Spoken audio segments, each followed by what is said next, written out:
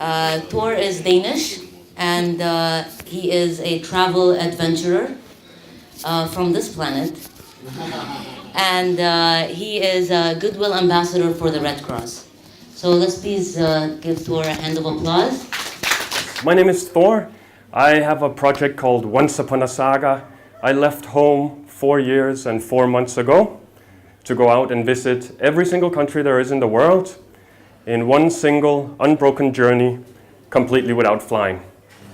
I did this after discovering that this is something no one has ever done before in history, and now 4 years and 4 months later I understand why. It's really, really hard. And I miss my home a lot. I have not been home in this entire period, and I have a few stories for you which tie into fate. Okay? So I'm going to take you back to the end of 2014. I was in the Caribbean. I was on an island called St. Martin. That's about 10,000 kilometers away from here.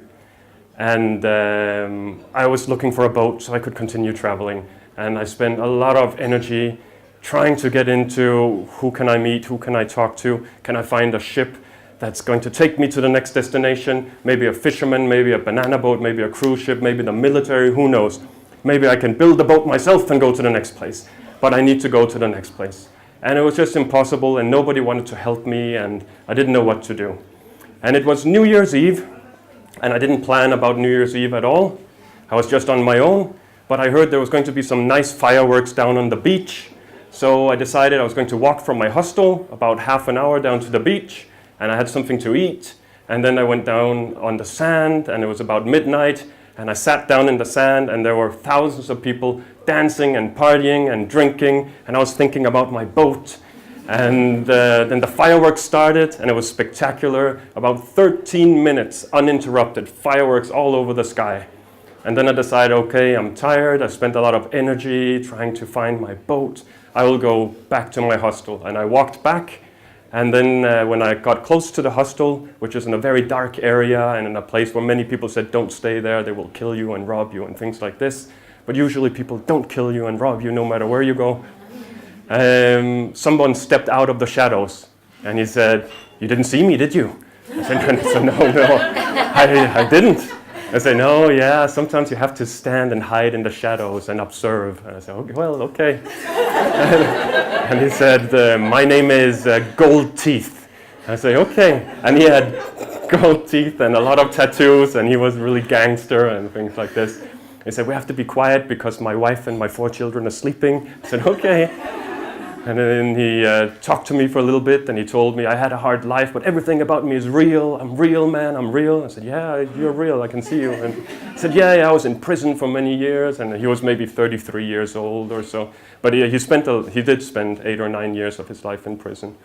And he was assassinated once.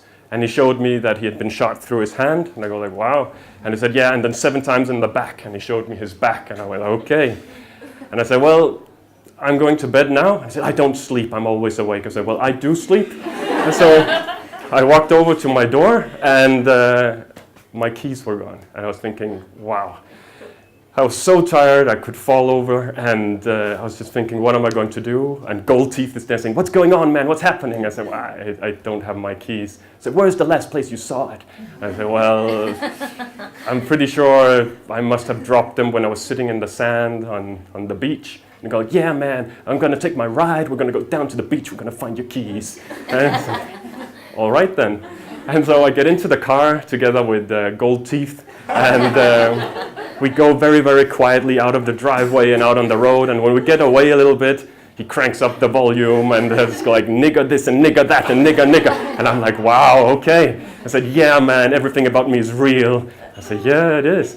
And we got down to the city, and people were partying, good times, New Year's Eve. And I'm thinking, I'm never going to find these keys, ever in my entire life. An entire beach full of as many sand corns as there are stars on the sky. And I walk down between all the people, and I see my keys. I go, wow, that's incredible. So I pick up my keys, and he's waiting there listening to his music, and I get back in the car, and I'm trying to be as gangster as I can, but I'm not so gangster. And we get back, and when we get back, he parks the car, and he says, you want to see a gun? And I say, no, I'm fine. He says, yeah, man, come over here. And he reaches into a bush, and he takes out a plastic bag, and there's a chrome gun. He says, look at this. And I go, like, yeah, it's shiny, it's nice. And so I said, yeah, everything about me is real. So that was New Year's Eve between 2014 and 2015, about 10,000 kilometers from here. New Year's Eve 2016, 2017 was a little bit different. I had reached Cameroon, and I was trying to get into Gabon. This is all in Central African region, about 4,000 kilometers away from here. And I just couldn't cross the border into Gabon. And I was being denied for the third time, and it's a really long story, but just believe me, I tried, and I wanted to give up, and I wanted to go home, and I couldn't see why I was doing any of all of this anymore. And then I finally meet a guy that I met a few days before, and he got me smiling, and I looked for some energy. And then I got into a taxi with another guy, and we traveled for about 800 kilometers on New Year's Eve, and people were partying, bon année, and they were going crazy and dancing and fireworks and having a good time, and we were just trying to get to the Congolese border.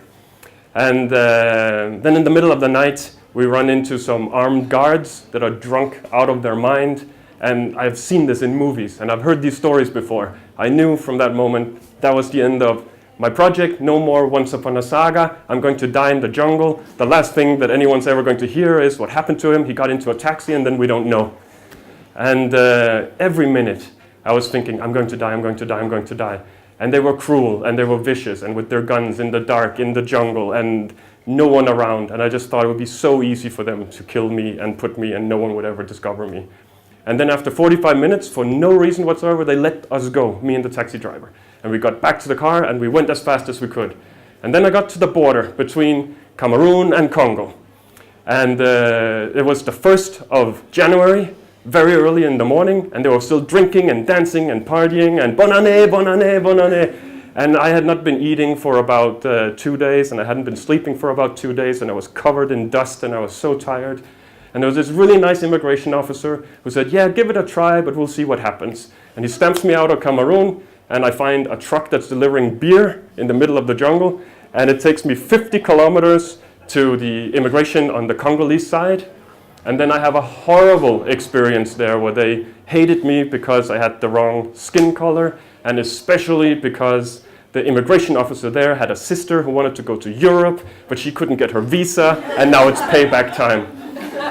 But that story is also really long, and it involves guns and force and screaming and danger, but I got out of that.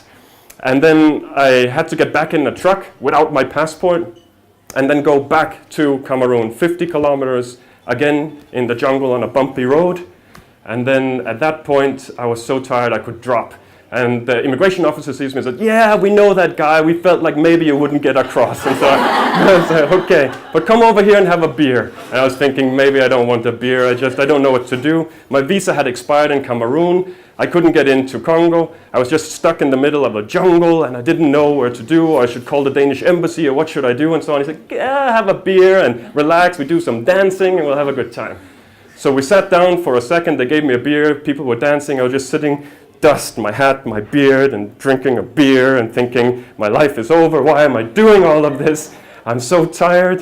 And then they give me another beer. And then they said, listen, we're going to give you a room for the night. We're paying. Don't worry about this. We like you.